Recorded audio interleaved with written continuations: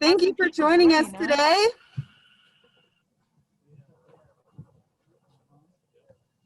Hello, everybody. Almost 100 participants already. Woo, nice. All right, Kristen, should we get this show on the road? We should, yeah, let's get started. All right, hello, everybody. Welcome, thank you for joining us. My name is Kaytlen, and I am here representing California State Parks Tahoe. We are at Sugar Pine Point State here on the west shore of Lake Tahoe. See if we can give you guys a look of the park here.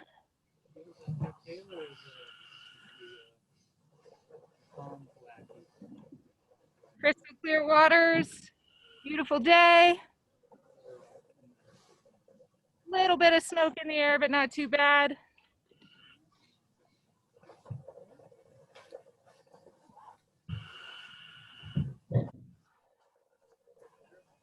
Got some divers in the water.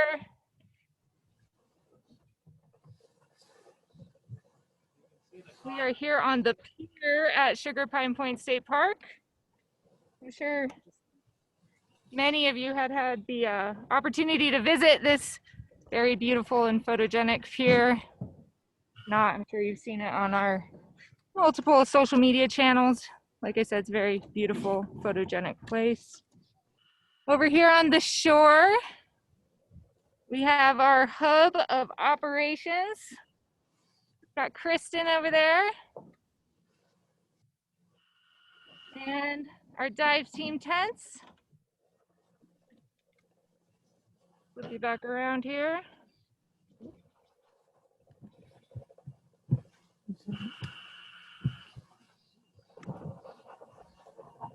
All right.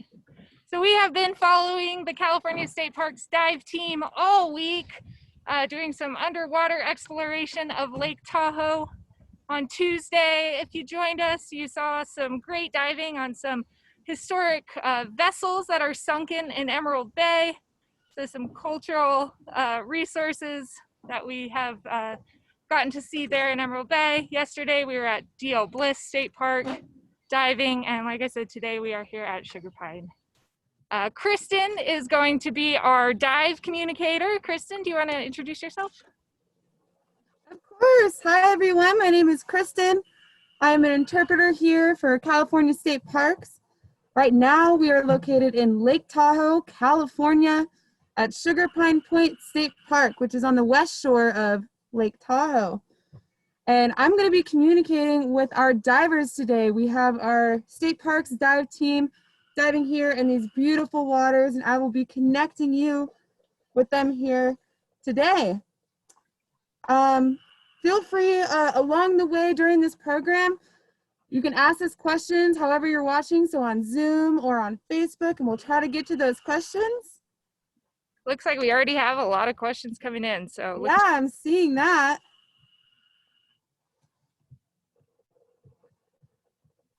Can you see us? Yes, I can see you. Hi, Mariah.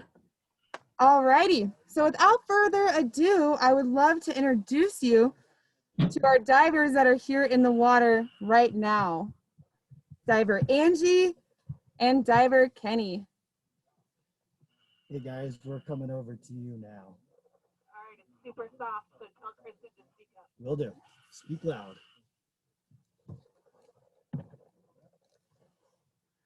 Hello, Angie. Hey, Kristen. Can you hear me okay? Yeah, you're coming in loud and clear. How about me? I can hear you great. That's fantastic. Would you like to introduce yourself? Absolutely. Hi, everybody. My name is Angie Evans, and I am an interpreter for California State Parks. Most of the time, you can find me in the North Coast Redwoods District, but today, of course, we're at beautiful Lake Tahoe. And I want to introduce you to some of the support that's here today, including our cameraman, Kenny. He's going to go ahead and turn the camera around and say hello. Hi, Kenny. We're also joined by Jeff right over here. He's going to be tending our lines today, which are allowing us to communicate with you. And of course, we've got Taylor behind there as well. We're so excited to be here and looking forward to hearing from the audience and talking about this beautiful place. Awesome. Thank you for those introductions, Angie. It's so great to connect with you while you are underwater. Can you tell us more about some of your experience diving and why you love it so much? Sure thing. Well, everybody, I've spent a little bit of time underwater, and I'm really excited to be here in Lake Tahoe today. I've had the opportunity to dive all along the California coast and actually do some science underwater as well. So scientific divers actually have an underwater piece of paper that they use to count and identify the animals and plants that they see underwater. So that's one of the things that I really love about scuba diving and about being underwater. But I'm sure all of you can tell just by watching this live stream all the things there are to love about this experience. Thank you. I'm noticing how clear it is under there. Wow, and you mentioned science underwater. That sounds like an amazing job to have, Angie. And that's one of the great things about our state parks dive team is that we do a lot of science underwater. We do removal of non-indigenous species underwater, which helps protect the clarity of this lake. Yeah, absolutely. So our state park dive team works really hard to help protect and restore underwater environments. But I also want to take a moment to thank and shout out all of our state park staff that work on land to protect the land parks that we all know and love. So I want everybody that's watching out there to think of your favorite park and a great experience that you've had at that place, and send some warm fuzzies out to the scientists, the interpreters, the maintenance folks, the admin people who keep our parks up and running and open for you to explore and enjoy. So our parks protect places on land, but people often forget that those resources extend into the underwater world, to places like Lake Tahoe, and to places like our other underwater managed areas, and even marine protected areas that if you tune into the North Coast Redwoods District, you hear me talk about a lot. Wow, I'd have to say my favorite park is Sugar Pine Point State Park. There is a saying here in Tahoe that says, keep Tahoe blue. And so like you were saying, if we take care of our lands, we can also take care of our water and keep Tahoe blue because we are all connected. Yeah, absolutely, Kristen. And when we keep the land green, we keep Tahoe blue, we keep our oceans healthy. So everybody, whether you come underwater or not, has an important part to play in protecting both our land environments and our watery environment. Yeah. So one of the reasons people love Lake Tahoe so much is because of its clarity. I can see you crystal clear right now. Can you estimate how far you can see? Yeah, absolutely. I could probably see at least 35 or 40 feet today. You can probably see our divers. They're probably about 15 feet away from me or more. So we've got some incredible visibility in Lake Tahoe.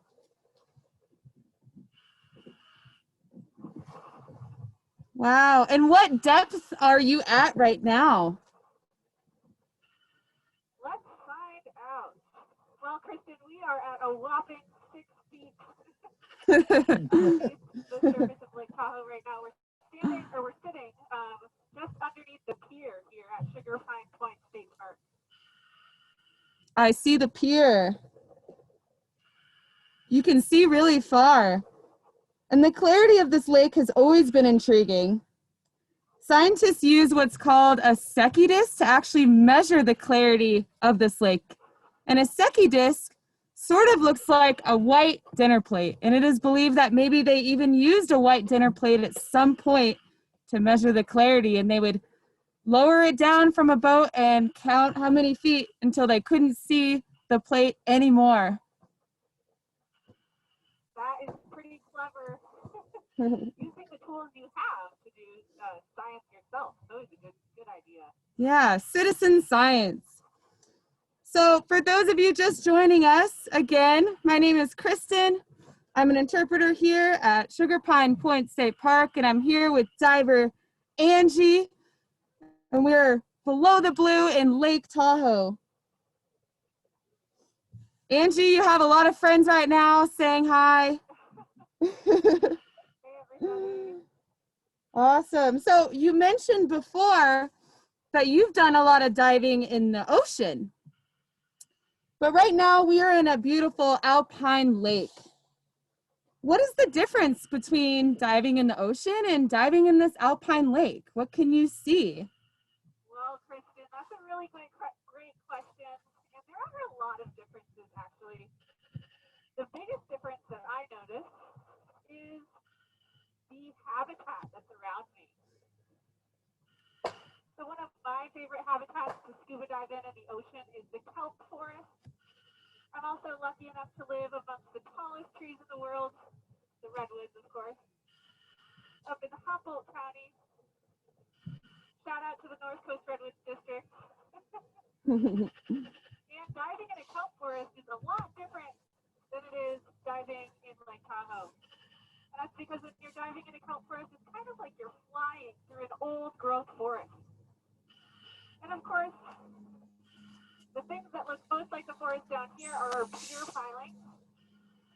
We don't have much algae or kelp or plant life in Lake Tahoe, and I'm really curious about that because one of my favorite things to do is swim through those algae forests underwater. Good observation. Yeah, so this is a lot different than what you normally swim through. I'm not seeing really any plants, and that's what people are commenting too. There's no plants. Somebody asked if there are fish. There are fish that live in Lake Tahoe, and there is some life down there, but pretty much we just see rocks and sand. And this lack of plants actually isn't a bad thing. Down here in this lake, this system, having no plants can be a good thing. Our state parks dive team, like I mentioned, has efforts and does science underwater to remove our non-indigenous plants because it helps protect the clarity of this lake. Yeah, absolutely. So our dive team, and I'm sure some of our partners at state parks have worked really hard to help keep Lake Tahoe blue, and part of that, it sounds like, Kristen, is that those plants aren't necessarily a good thing when it comes to Lake Tahoe. It's a different story in the ocean. We want to see all of that algae and that kelp underwater because it's good habitat. But here in Lake Tahoe, it sounds like actually having plants is maybe not the best thing. You are spot on, Angie. So not having plants in Lake Tahoe is a good thing. Hey, I have a question for you. Do you think that there are sharks in Lake Tahoe? This is my most commonly asked question as a marine ocean interpreter, and I don't think there's any sharks that live in Lake Tahoe, although I have heard some of the local folks talk about the Tahoe Tessie. Not exactly sure what type of animal that is, but I'll have to get back to you. I think I saw a Tahoe Tessie once. Kind of looked like a dinosaur. So what else are you seeing down there? Well, I'm sure Penny's standing around so you can check it out. Of course, here at Sugar Pine Point State Park, we have some trees really close to where we're diving right now. So we see lots of pine cones, some wood. We also see lots of rocks, lots of sand. And we already talked about how maybe plants don't belong underwater in Lake Tahoe. And I've actually been seeing some other things that don't belong here that I think it's important for everybody to see. Oh, what is it? So I'm going to take a look around. Oh, here's one. What is that? So this looks like a little piece of some type of plastic. I'm not exactly sure what it came from, but one thing I've been seeing a lot while we're diving in Lake Tahoe is evidence of humans. Of course, humans don't live here underwater, so what is all of our stuff doing down here? This is an example of something that definitely doesn't belong in Lake Tahoe, which is microplastics or little pieces of plastic that never ever break down. I can always spot these things because they usually don't match the natural environment. So this one is really orange. I'll see if I can find another one for you all. Wow. And the water is so cold in Lake Tahoe that it actually preserves a lot of this trash. Here we go. I found another little piece. And I'm sure many of the people watching have experienced running into things like this. Maybe when you're on a hike or in a walk in your neighborhood, maybe a walk on your favorite beach, or maybe even on a swim in Lake Tahoe. And this cold water definitely does keep these pieces of plastic intact. Of course, the nature of plastic is that it never really biodegrades, or it can never go back to the earth. It only breaks into smaller and smaller pieces, which can unfortunately end up in the stomachs of animals and even in our stomachs if we're not careful. Yeah, that is a growing problem, not only in Lake Tahoe, but in all of our water, all around the world, and all of our water is connected, right? Over the past 8 years, our state parks dive team has helped remove about 16,000 pounds of trash just out of Lake Tahoe. So that's 3.5 elephants worth of trash. And I know microplastics are a big part of this issue because, like you said, they don't necessarily break down. They just break up into smaller and smaller pieces where we might find it in our fish or in our drinking water. Now, I would be very surprised if I saw 3 elephants down here. And I'm certainly glad that all of that plastic has been removed. I'm going to go ahead and put this in my pocket. And when I get back to the surface, I'm going to go ahead and dispose of it properly. Thank you so much. I'm just reading through some of our questions we have. Yeah, if you get any questions, go ahead and toss them my way. I'd love to answer them. And Kristen, if you wouldn't mind just adding in the name of whoever's answering the question, and then I can go ahead and give them a shout out while I'm underwater. Of course. Hey, Kristen, I've got a good question for Angie down there.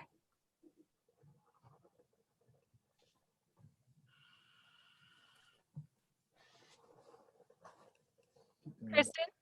Answer some of these. Hello? Hey, I've got a good question for Angie. We have a question for Angie. Does she see a mermaid down there? And who was that question asked by?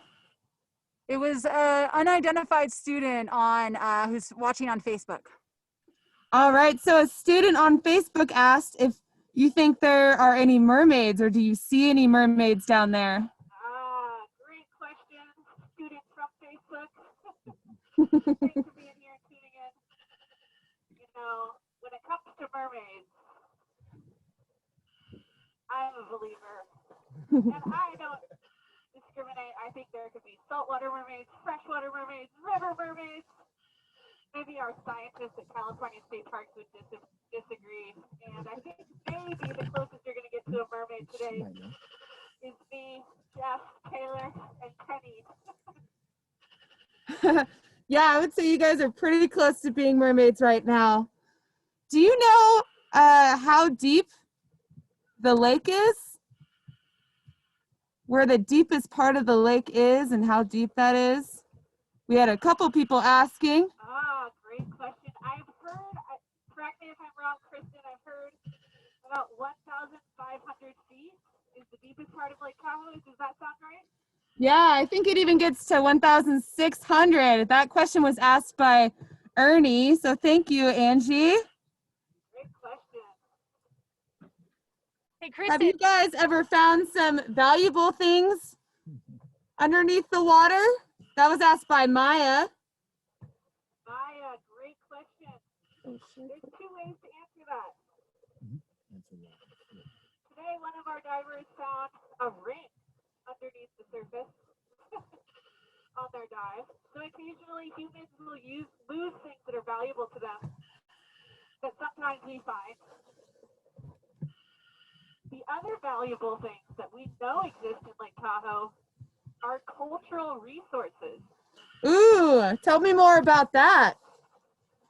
Absolutely. So a couple of days ago, we were diving in Emerald Bay, which is a really beautiful section of Lake Tahoe that has a really interesting historic past. Humans would visit Emerald Bay to enjoy time with their families and friends, and they would rent boats there to enjoy the lake. And when people were done using those boats, does anybody want to guess what they would do with them? Let's see. What do you think? Do we have any guesses coming in, Kristen? Give it a second. No. Well, everybody, when they were done using those boats, they would just put them right out in the lake, fill them with some rocks, and sink them down to the bottom. No way. And of course, today, we know that our blue spaces on the planet are not our garbage dumps. So we don't do things like that anymore. But the boats that are in the bottom of Emerald Bay now are historic cultural resources that tell a story of the park. So we actually have an underwater trail for scuba divers to enjoy in Emerald Bay where you can visit some of those boats underwater. So I would say that's a valuable resource to California State Parks, to all Californians, and to all of you watching. Wow.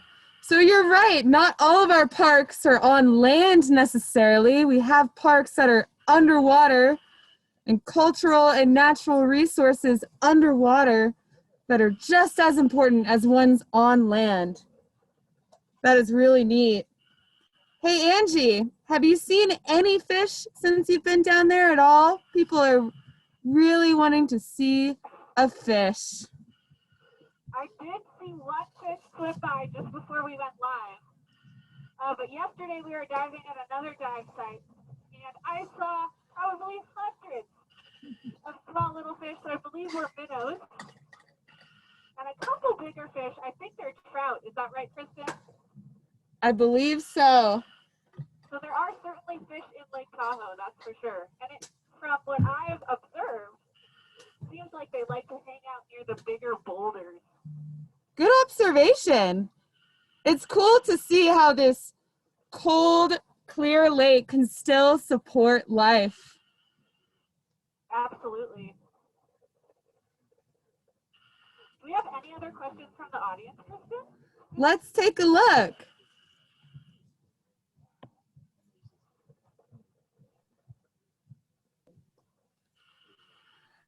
Go ahead. Hey, Angie. yeah. Cara I've got wants a to question. know, Angie, how are you breathing underwater for so long right now? Isn't that wild? Great question. Oh, well, there you go. Penny might be able to show you this thing strapped to my back right here. This is my SCUBA cylinder. And SCUBA stands for self-contained underwater breathing apparatus. That's what I'm hooked up to right now. I never knew that that stood for scuba. I learned something new.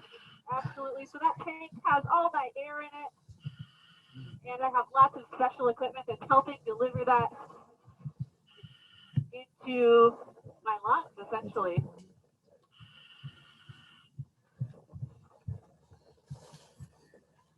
Cool. So you found some micro trash. What are some of the other common items that you found that don't belong there? Ah, great question. Let's see. I picked up a plastic spoon. Ooh. I picked up some hair ties. I don't have any on my wrist. Little rubber bands. I've also picked up some bottle caps. But really, there's no limit to the things that I've found underwater as far as human litter, honestly. Wow. Go ahead. This environment right here, although we're seeing a couple little microplastics, it's a pretty pristine environment. And I will say that having a state park right on land that protects that resource and provides visitors with services like trash cans and bathrooms and water really impacts what happens underwater here.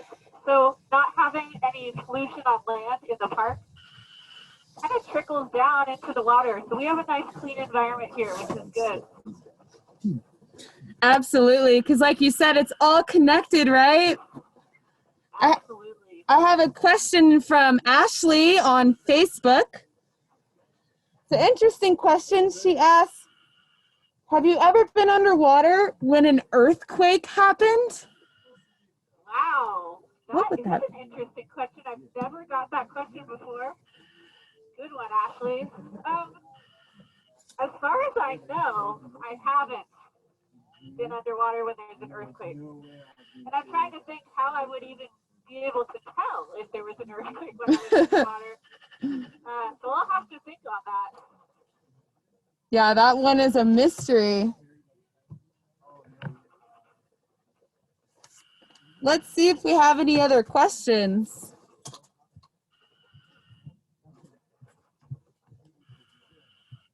And we can maybe swim around a little bit, show everybody around. Yeah, let's give us a tour, a dive tour of the area you're in right now. All right, I'm going to get myself situated. I'll be sure to pick up any things that I see that don't belong. Thank you, Angie. For taking care of Kristen, our I've got a favorite question park. here. Now, just up ahead, Kristen, we have a nice little rock pile, sort of like a Zen rock garden underwater. Let's go check it out. hey, Kristen, while she's swimming over there, I've got a great question.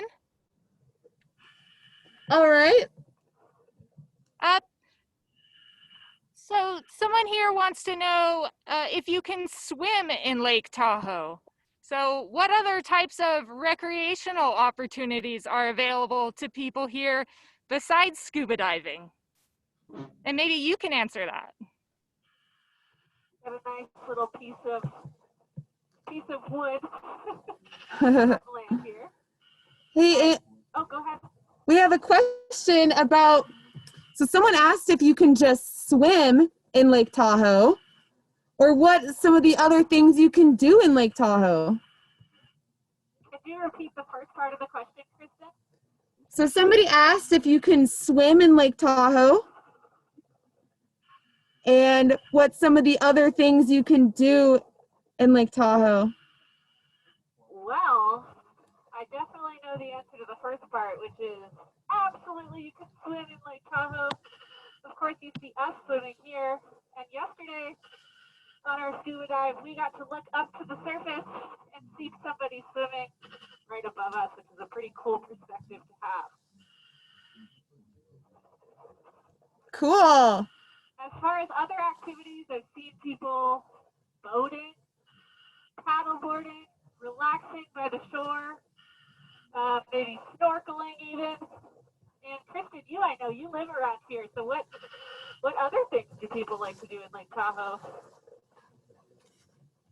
Well, people love to kayak, paddleboard, go on floaties that look like flamingos, and be on boats. And speaking of boats are one of the reasons, can be a cause of those non-indigenous species coming into Lake Tahoe. So it's really important to get all of your boats, your kayaks, and your paddle boards inspected and make sure that they don't have any plants growing on them before we put them into this beautiful clear lake. Yeah, that is super important to know about, especially if you're going to bring your vessel to Lake Tahoe. I did find a little, might be hard to see, a little, looks like a little picture from maybe a crawdad. Ooh, good find. I'll see if I can find some other stuff for you. Great. I see something shiny over here. This looks like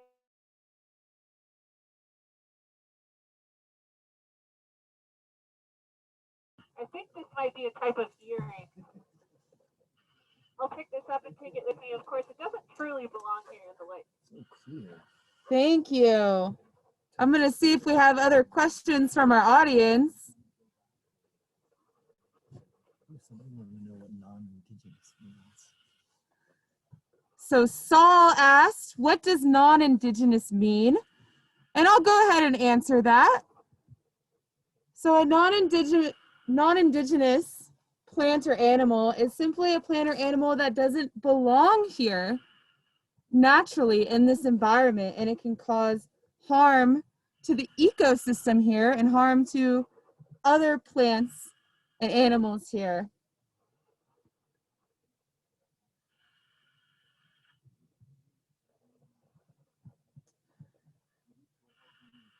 Hey, Angie, Yeah. do people surf in Tahoe? Can people surf in Tahoe? Well, I'm not going to say no because I am not the expert on Tahoe, but I'm going to go ahead and guess that the answer is no, and that's mostly because there's no waves in Lake Tahoe, at least not big ones that you can surf like the waves we have in our ocean. But Kristen, you might be able to add some insight as far as if you've ever seen anybody surfing in Lake Tahoe. Yeah, so interestingly enough, a couple times a year in Lake Tahoe, it gets windy enough, and because this lake is so big, that wind picks up and those waves get big enough to actually surf. So I've seen a few surfers on Lake Tahoe before, usually in the winter. Well, everybody, it might be hard for you to see, but I just took a peek under this rock here, and I can see a little crawdad hanging out, hiding from me. You might be able to see one. Cool, that's his home, his habitat. Yeah, absolutely. He's found a nice cozy den to hang out in.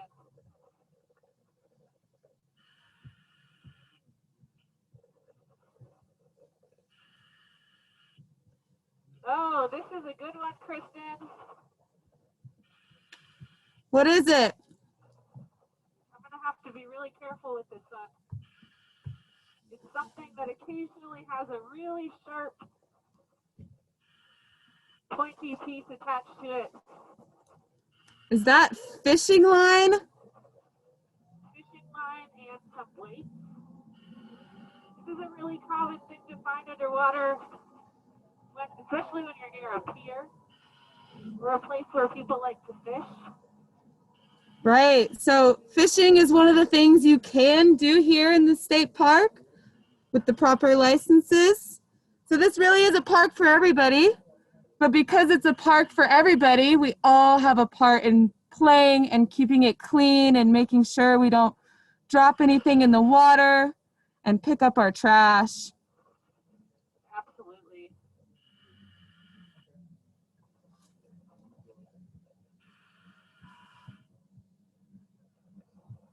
Let's see.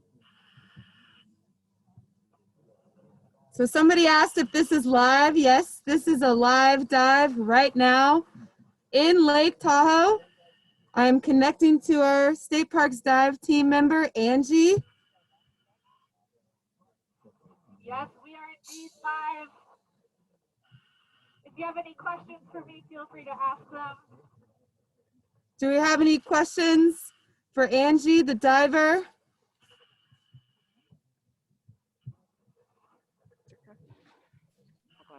Kristen, can you hear me? This is Kaytlen. Yeah, Kaytlen, I can hear you. Hey, Ethan wants to know if there are any octopuses or squids, and Stephanie wants to know if there are any crabs in Lake Tahoe. Angie, so Ethan and Stephanie want to know if there are any octopuses or squids or crabs. Ah, great question. That's a good one for me because the octopus is one of my very favorite animals. Oh, cool. And I don't think so, but again, Kristen, you are our local expert. I'm going to guess there's no squid or octopus here in Lake Tahoe, but if you take some time to explore our coastal areas in California, especially our marine protected areas, places that are safe havens underwater for animals and plants, places that are their habitats are protected, you might be able to see an octopus yourself. Awesome, yeah. I've never seen an octopus or a squid in Lake Tahoe, and I don't think they live there. Well, thank you so much, Angie. I'm so excited that I was able to connect with you and go below the blue into Lake Tahoe, into one of my favorite parks. Do you have any final messages for our viewers today? Yeah, Kristen, it was really a pleasure to be able to go live with you all from underneath the surface of Lake Tahoe. I want everybody out there that's watching to think of a time when you were on, in, under, or near a body of water and reflect on that experience. Water has this magical quality that is so important for us humans. Whether you live near the coast or you live inland, whether you live in California or somewhere else in the world, the water around us on this planet is what connects us. And I hope that this experience in Lake Tahoe gave you the opportunity to feel a little bit connected to the waters of our blue planet today. I know I had a really fun time connecting with all of you, and I hope you learned something new today. Thank you, Angie. That was such a powerful message. Thank you again for connecting with me. Dive safe, and I will see you at the surface. Bye, dive team. All right, bye guys. Hi, Angie. Thanks for having us. Thank you so much.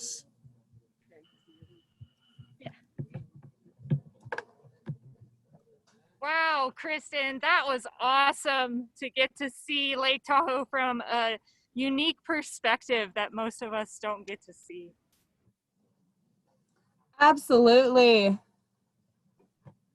So one of the basic questions that we had that we didn't get a chance to address is just how big Lake Tahoe is. Would you like to answer that for our viewers? Sure. So Lake Tahoe is one of the largest alpine lakes in North America. I believe it's 22 miles long. And like we said earlier, it can get up to 1,600 feet deep. So it is pretty big. And I heard that if we drained out this lake, it would cover all of California and about 1.5 inches of water. Incredible. So it's a huge resource. I've also heard that the entire Eiffel Tower will fit underneath the water of Lake Tahoe. Another perspective. Oh, wow. Yeah. Do we have any other questions? Let's see. What do people do with the garbage that they find in Lake Tahoe? What do you think we should do with the garbage we find in Lake Tahoe, Kristen? Well, if we find garbage, even if it's not our own, I think we should dispose of it properly. There's a saying called, and it goes, take 3 for the sea. And so when you're by the ocean and you see some trash, you take 3 pieces with you always, even if it's not yours, because it's all of our space. Here in Tahoe, because it's so special, we want to take 8 for the lake. So I challenge you, if you're hanging out by the lake, to take 8 pieces of trash back with you and put it in a trash can to help protect our parks and our precious clear water. I think that is a fantastic campaign that we should start, Kristen. 8 for the lake. Take Yep. 8. Yeah. And, you know, we're seeing all of these different entities, California State Parks Dive Team, as well as some nonprofit organizations that are doing big things to help clean up Lake Tahoe and all of our other waterways. And although that's wonderful, there are also things that just you and I feel like can do every single day to help keep our natural areas clean and beautiful. So I challenge you, next time you're going to the lake, any lake, maybe it's the one by your town, or maybe it's here at Lake Tahoe, to have a plastic-free picnic. Really think about the things that you're bringing down to the lake. Leave those spaces cleaner than when you found them. And there's small things that we can all do in order to help preserve these areas for future generations. Absolutely. That's a great message, Kaytlen. Because some of this trash isn't coming from directly from the park, right? It could be coming from further away, and it could make its way through one of the streams or rivers that lead into the lake. So it's important to pick up trash wherever you are and be conscious and pack out what you pack in.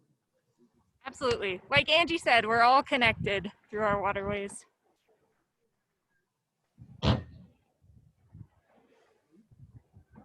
All right, Kristen, did you have any other questions?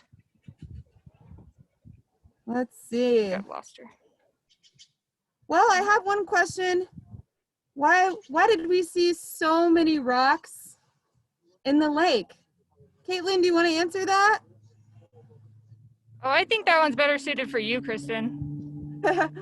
All right. Well, I know you can't see it in my camera right now, but Lake Tahoe is up in the Sierra Nevada mountains. So all around this beautiful lake, I think of it as like a bathtub. So all around it, we have these giant granite mountains. Oh, Kaytlen's showing us a great view of this. And those mountains will hold snow, because in the winter, it snows a lot here. And then in the spring, that snow will melt down into the lake. And sometimes it'll carry with it some rocks. And that's why we see that granite sand down there at the bottom of the lake.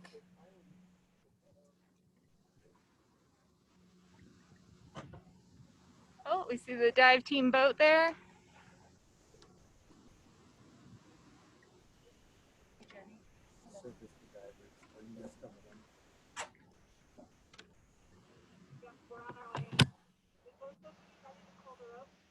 I can do that. All right, so we learned a lot today. We learned about why Tahoe is so clear and why we want to keep Tahoe blue, and how our dive team helps us accomplish that mission. So we see our divers coming back up now, rising to the surface of Lake Tahoe. There they are.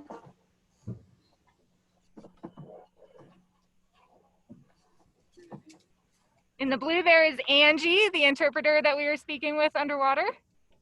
She'll be There's coming up in a Angie. moment.